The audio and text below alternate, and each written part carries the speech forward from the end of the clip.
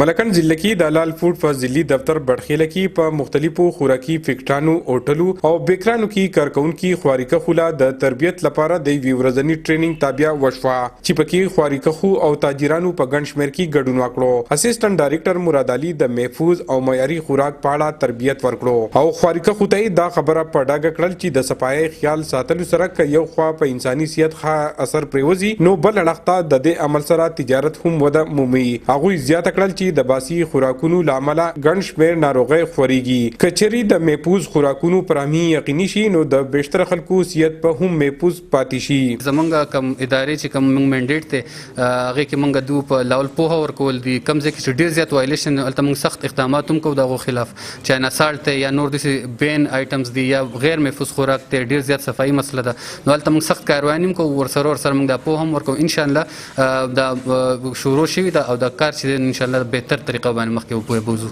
د دستوري ګډونوالو تربیتي عمل ستایلې او خودلی شوی طریقې مالی او جانی ګټه ګڼلې ده او د عزم یې څرګند کړی دی چې د محفوظ او معیاري خوراک پرامي به په هر حال کې یقیني کوو. عمران دریاب، خبر نیوز، مالکن.